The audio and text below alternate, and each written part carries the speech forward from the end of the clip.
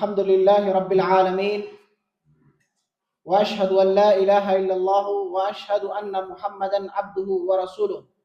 أما بعد فإن أصدق الحديث كتاب الله وخير الهدي هدي محمد صلى الله عليه وسلم وشر الأمور محدثاتها وكل محدثة بدعة وكل بدعة ضلالة وكل ضلالة في النار.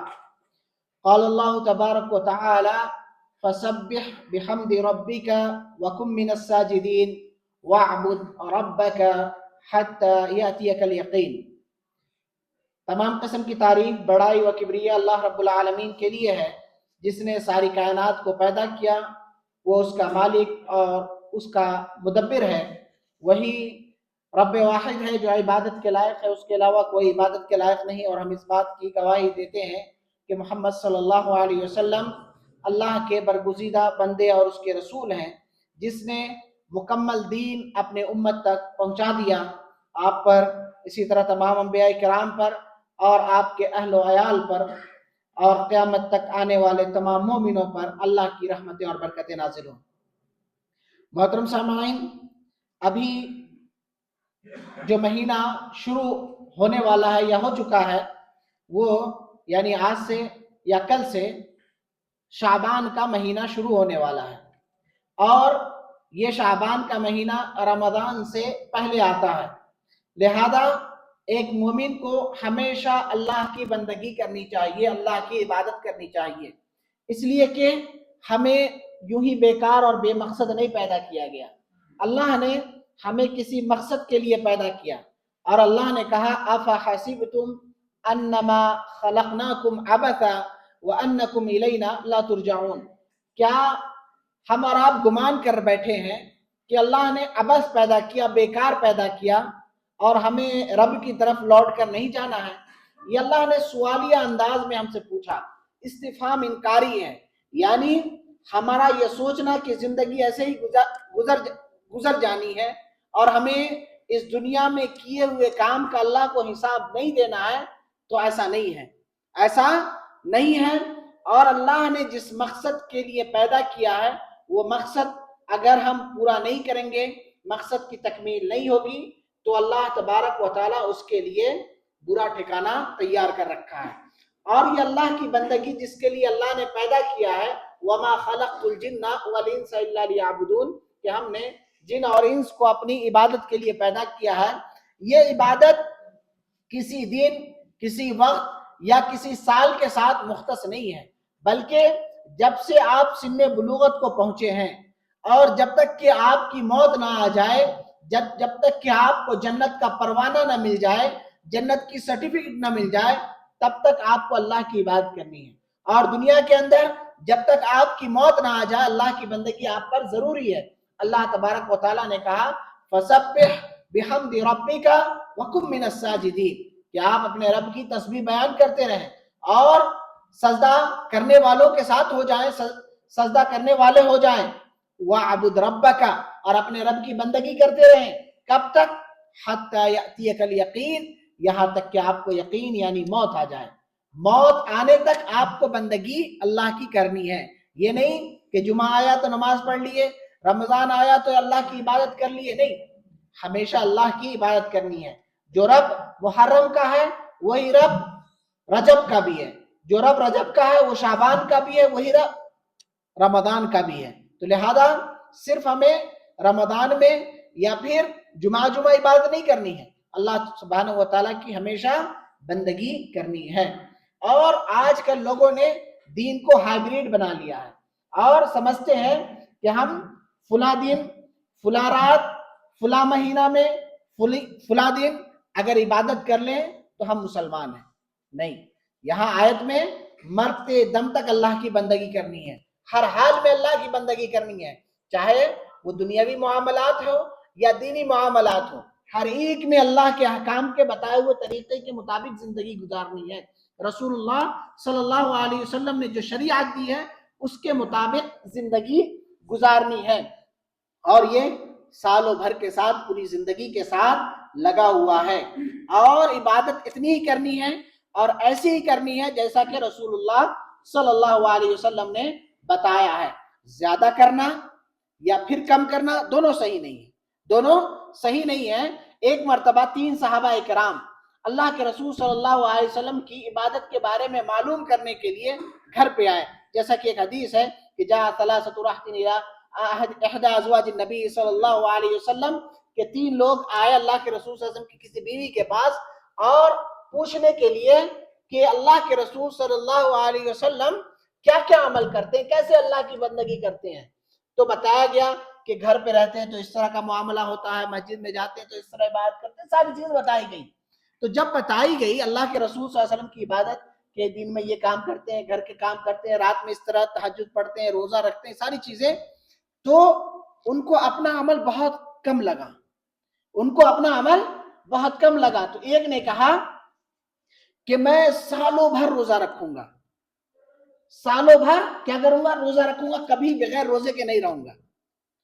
دوسرے نے کہا کہ میں ساری رات عبادت کروں گا، سوؤں گا نہیں، پوری رات جاگ جاگ کر کے تہجد پڑھتا رہوں گا، قیام اللیل کروں گا، سوؤں گا نہیں۔ تیسرے نے کہا کہ چھوڑو یہ سب دنیا، میں شادی ہی نہیں کروں گا۔ اللہ کے رسول صلی اللہ علیہ وسلم کو اس کے بارے میں خبر ہوئی، بتایا گیا، تو آپ نے ان سب کو بلایا اور کہا انتم الذین قلتم کذا و کذا، تم ہی لوگ ہو ایسے ایسی باتیں کر رہے تھے۔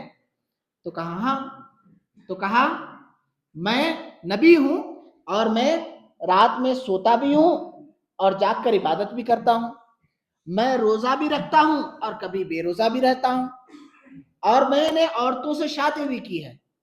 اس کے بعد کہا فمن رغب عن سنتی فلیس منی، جو میری سنت سے اعراض کرے وہ ہم میں سے نہیں ہے، وہ ہمارے دین پر نہیں، ہمارے طریقے پر نہیں ہے۔ آپ سوچیں، تینوں آدمی نے کوئی گناہ کا کام کرنے کا ارادہ کیا کیا؟ نہیں کیا۔ ایک نے کہا بھائی شادی نہیں کریں گے، کریں گے تو دنیا میں لگ جائیں گے اور دین سے دور ہو جائیں گے، بیوی بچوں کی فکر میں دنیا کے معاش کے چکر میں ادھر ادھر جانا پڑے گا، اس لیے شادی ہی نہیں کریں گے۔ دوسرے نے کہا بھائی ہم تو سالوں بھر روزہ رکھیں گے، روزہ رکھنا گناہ کا کام ہے، نہیں۔ رات میں تہجد پڑھنا گناہ کا کام ہے، نہیں۔ تیسرے نے کہا پوری رات پڑھیں گے۔ لیکن اللہ کے رسول صلی اللہ علیہ وسلم نے ان تینوں کو کہا کہ جو ہماری سنت سے اعراض کرے وہ ہم میں سے نہیں ہے، روزہ رکھنے والے کو بھی، نہ شادی کرنے والے کو بھی، اور اسی طرح جو قیام اللیل کرتا ہے اس کو بھی کہا کہ تم ہماری سنت پہ نہیں ہو۔ تو لہذا دین کے باب میں ہمیں اتنا ہی کرنا ہے جتنا رسول اللہ نے بتایا ہے۔ پیارے رسول صلی اللہ علیہ وسلم نے جو منہج اور طریقہ دیا ہے اسی کے مطابق عبادت کرنی ہے۔ تو ابھی جو شعبان کا مہینہ آ رہا ہے تو اس میں ہمیں اتنی ہی عبادت کرنی ہے جتنا رسول اللہ صلی اللہ علیہ وسلم نے کیا ہے۔ آپ کیا کرتے تھے؟ آپ اس مہینے میں زیادہ سے زیادہ نفل روزہ رکھا کرتے تھے، جیسا کہ اما عائشہ رضی اللہ تعالیٰ عنہ سے روایت ہے کان احب الشہور الی رسول اللہ صلی اللہ علیہ وسلم ان یصومہ شعبان ثم یصلہ برمضان، کہ آپ صلی اللہ علیہ وسلم کو یہ چیز پسند تھا، آپ کو یہ چیز اچھا لگتا تھا کہ شعبان میں روزہ رکھیں اور پھر رمضان میں بھی روزہ رکھیں۔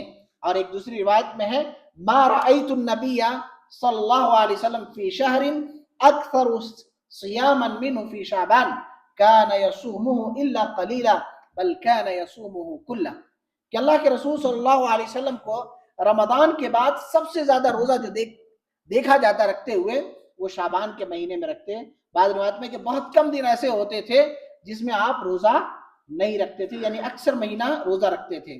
اس کا سبب پوچھا گیا کہ کیوں، تو کہا ذاک شہر تغفل الناس فیہ، کہ یہ وہ مہینہ ہے جس میں تغفل الناس فیہ، لوگ اس میں غفلت کے شکار ہو جاتے ہیں رجب اور رمضان کے درمیان۔ رجب کس لیے کہ رجب حرمت والا مہینہ ہے، اس میں آدمی زیادہ سے زیادہ عبادت کرے، اسی طرح رمضان میں آدمی عبادت کرتا ہے۔ بیچ میں یہ مہینہ کیا ہے، لوگ سمجھتے ہیں کہ یہ حرمت والا مہینہ بھی نہیں ہے، مبارک مہینہ بھی نہیں ہے، چلو کم کوتاہی کے شکار ہو جاتے ہیں۔ اور غفلت کے اوقات میں عبادت کرنا اللہ کو زیادہ پسند ہے، کہ ایسے وقت میں جب لوگ غافل ہیں، سو رہے ہیں یا دنیا طلبی میں مشغول ہے، اس وقت آپ عبادت کریں گے اللہ کو زیادہ پسند ہوگا۔ جیسے آدمی رات میں سویا ہوا، سب غفلت کی نیند سوئے ہوئے ہیں، ایسے وقت میں کوئی آدمی اٹھتا ہے، وضو کرتا ہے اللہ کے سامنے عبادت کرتا ہے، اس کے لیے نماز ادا کرتا ہے، پھر اللہ سے دعائیں کرتا ہے، تو یہ اللہ کو زیادہ پسند ہے۔ اسی طرح شام کا وقت ایسا ہوتا ہے جو لوگ تجارتوں میں اپنے بزنس میں مشغول ہوتے ہیں، ایسے وقت میں آدمی نماز ادا کرتا ہے، جیسے عصر کی نماز خصوصاً فضیلت بتائی گئی، تو غفلت کے اوقات میں عبادت کرنا اللہ کو زیادہ پسند ہے۔ تو لوگ کیا ہے کہ رجب میں عبادت کر لیے زیادہ سے زیادہ، کسی دن اور رات کو خاص کیے بغیر، جیسا کہ میں نے پہلے درسوں میں بیان کر چکا ہوں، پورے مہینے بات کرنا ہے زیادہ سے زیادہ۔ اب رمضان آئے گا، لوگ مکمل طور پہ مستعد رہیں گے، تو اس میں غفلت کے شکار ہو جاتے ہیں۔ تو لہذا اللہ کے رسول صلی اللہ علیہ وسلم اس میں زیادہ سے زیادہ عبادت کرتے تھے، زیادہ سے زیادہ روزہ رکھتے تھے۔ تو ہمیں بھی اللہ کی کیا ہے عبادت کرنی چاہیے، اور اس میں اللہ سبحانہ و تعالیٰ کے سامنے ہمارے اعمال بھی پیش کیے جاتے ہیں۔ تو آپ آدمی اللہ کے رسول صلی اللہ علیہ وسلم جیسے جمعرات کے دن کا روزہ رکھتے تھے، ہر ہفتے جمعرات کے دن، تو کیوں پوچھا گیا کہ ہفتہ واری رپورٹ اللہ کے سامنے جاتا ہے، اور مجھے یہ پسند ہے کہ میں جب ہمارے رب کے سامنے میرا عمل پیش کیا جائے تو میں روزے سے ہوں۔ تو لہذا اس مہینے میں بھی آدمی کے اعمال اللہ کے سامنے پیش کیے جاتے ہیں، تو لہذا اس میں بھی ہمیں زیادہ سے زیادہ روزہ رکھنا چاہیے۔ اور اسی طرح خصوصاً ان لوگوں کو جیسے جن کے گزشتہ سال کے رمضان کے روزے چھوٹ چکے ہیں، کسی بیماری کے سبب، سفر کی وجہ سے، کسی وجہ سے اگر اس کا روزہ چھوٹ چکا ہے، یا اسی طرح عورتیں جو کسی ناپاکی کے ایام میں تھی، جو انہوں نے روزہ نہیں رکھا تھا گزشتہ رمضان میں، اب رمضان آنے والا ہے تو اس سے پہلے ان روزوں کی قضا کر لیں۔ لہذا اگر کسی نے سال بھر نہیں رکھا ہے، اب تک نہیں رکھا ہے، ابھی باقی ہے، تو اس کو چاہیے کہ سال آنے سے پہلے، رمضان آنے سے پہلے ان کی قضا کر لیں، نفل روزے ایسے رکھیں۔ اور خصوصاً جن پر روزے فرض تھے، بیماری یا اسی طرح سفر وغیرہ کی وجہ سے اس نے روزے نہیں رکھے تھے، اس کو پر لازم ہے کہ رمضان آنے سے پہلے ان روزوں کی قضا کر لے۔ اور اسی طرح ہمارے یہاں کچھ لوگ کیا کرتے ہیں کہ رمضان میں، یہ شعبان کے مہینے میں شب برات مناتے ہیں، شب برات اور لیلہ مبارکہ کہتے ہیں کہ مبارک رات ہے، اس رات میں عبادت کرنی چاہیے۔ تو اس رات کی فضیلت تو آئی ہے کہ اس رات میں اللہ کے رسول صلی اللہ علیہ وسلم کی حدیث ہے، یطلع اللہ تبارک و تعالی الی خلقہ لیلۃ النصف من شعبان، کہ نصف شعبان میں اللہ سبحانہ و تعالی اپنے مخلوق کی طرف متوجہ ہوتا ہے، فیغفر لجمیع خلقہ، اپنے تمام مخلوقات کو معاف فرما دیتا ہے، الا لمشرک او مشاحن، سوائے مشرک کے اور کینہ پرور لوگوں کے، جن کے دلوں میں کینہ، حسد ہوتا ہے، جلن ہوتا ہے، ایسے لوگوں کو چھوڑ کر اللہ سبحانہ و تعالی بقیہ مشرکوں کو چھوڑ کر سب کو معاف کر دیتا ہے۔ آج دیکھیں گے اکثر کے دل کینوں سے بھرے ہوئے ہیں، ان کے دلوں میں ایک دوسرے کے لیے عداوت اور نفرت ہوتی ہے۔ اگر آپ نے دل میں، کسی کے دل میں یہ نفرت ہے تو وہ لوگ اس فضیلت سے محروم رہیں گے۔ تو لہذا آدمی کو دلوں کو پاک رکھنا چاہیے، ہر قسم کے برائیوں سے، گناہوں سے، اور ایک دوسرے سے جلنے اور حسد کرنے سے، کینہ کپٹ سے آدمی کو بچنا چاہیے۔ ہاں یہ ہے، یہ خصوصاً فضیلت ہے، لیکن اس رات کے بارے میں یہ سوچنا کہ اس رات میں انسان کی روحیں آتی ہیں، جو ہمارے باپ دادا گزر گئے ان کی روحیں آتی ہیں، ہمارے گھر کو آتی ہیں، یا اسی طرح اس رات کو خصوصاً قبرستان جانا، وہاں چراغاں کرنا، اسی طرح خصوصاً اس رات کو جاگ کر عبادت کرنا، بقیہ راتوں کو چھوڑ کر صرف 15 شعبان کو رات کو جاگ کر اس کے دن کو روزہ رکھنا، یا اسی طرح اس رات کو خصوصی نماز ادا کرنا، صلاۃ الرغائب یا صلاۃ الالفیہ کے نام سے، یہ سب چیزیں غلط ہیں، یہ سب چیزیں غلط ہیں۔ اب لوگ کہیں گے بھائی ہم تو نماز ہی تو پڑھ رہے ہیں، جا کے تو دعائیں تو ہی کر رہے ہیں، لیکن ہم شروع میں ہی آپ کو ایک قاعدہ بتا دیے کہ اتنا ہی کرنا ہے جتنا رسول اللہ نے بتایا ہے، اس سے آگے نہیں بڑھنا ہے۔ اگر بڑھیں گے تو گویا آپ رسول اللہ کی مخالفت کر رہے ہیں۔ تو اللہ کے رسول صلی اللہ علیہ وسلم سے اس رات خصوصاً جاگنا، یا اس کے دن کو خصوصاً روزہ رکھنا، یا جشن منانا، خصوصی کھانا بنانا، یا سوچنا کہ اس رات کو ہمارے گھروں میں روحیں آتی ہیں اور یہ بیچارے گھر چھوڑ کے قبرستان چلے جاتے ہیں، تو یہ سب چیزیں غلط ہیں، یہ سب چیزیں غلط ہیں۔ اور اس رات کو خصوصاً اگر کوئی ایسا خاص کر کے عبادت کرتا ہے تو یہ بدعت ہے، جائز نہیں ہے، اور اللہ پر ایک طرح سے رسول اللہ پر تہمت ہے، الزام ہے کہ آپ نے یہ بات کہی ہے، جبکہ آپ نے یہ بات نہیں کہی ہے، من گھڑت روایت ہے، اور اللہ کے رسول صلی اللہ علیہ وسلم کی حدیث ہے، میں یقل علیہ ما لم اقل، کہ اگر کوئی آدمی مجھ پر کوئی ایسی بات کہتا ہے جس کو کہ میں نے نہیں کہا ہے، جس کو کہ میں نے نہیں کہا ہے، فَلْيَتَبَوَّأْ مَقْعَدَهُ مِنَ النَّارِ، وہ اپنا ٹھکانہ جہنم میں بنا لے۔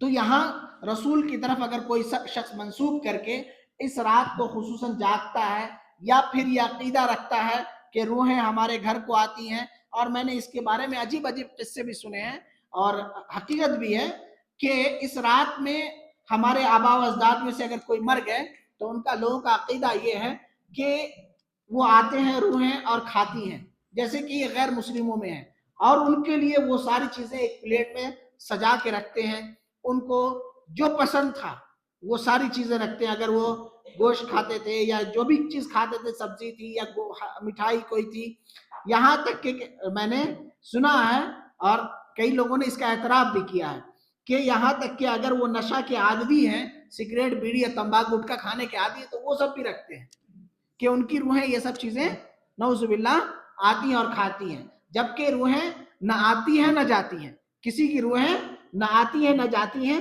اللہ نے مرنے کے بعد روحوں کا ایک ٹھکانہ اور ایک مرکز بنا دیا ہے، وہی رہتی ہیں اور کہیں نہیں جاتی ہیں۔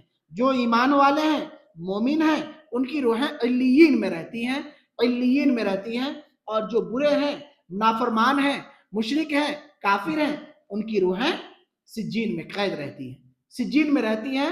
کہ یہ سوچنا کہ فلاں کی روح ہمارے گھر آتی ہے یا مرنے کے بعد بھٹکتی رہتی ہیں، تو ایسا نہیں ہے، ایسا نہیں ہے۔ ان کا ٹھکانہ کیا ہے؟ اللہ نے مقرر کر دیا ہے، روحیں وہی رہتی ہیں۔ پھر قیامت کے دن جب وہ قیامت قائم ہوگی تو ان کے جسموں میں روح کو لوٹایا جائے گا، پھر ان کا سارا معاملات، حساب و کتاب، پھر جنت و جہنم کا فیصلہ ہوگا۔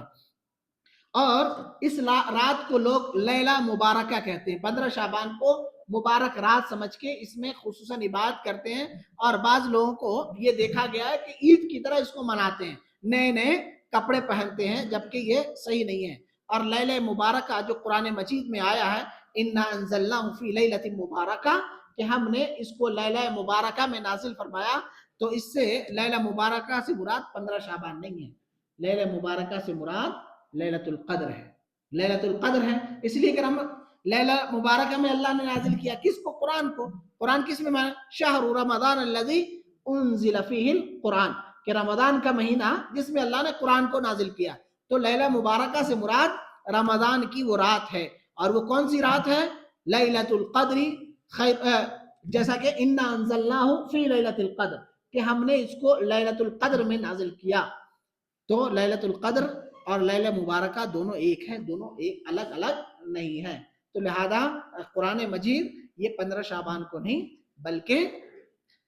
بلکہ رمضان کے آخری عشرے میں نازل ہوا۔ تو لہذا جو لوگ اس بدعت کے شکار ہیں، اس بدعت کے شکار ہیں کہ شب برات یا صبرات اس طرح کے الفاظ استعمال کیے جاتے ہیں، یہ اس کا دین سے کوئی تعلق نہیں ہے۔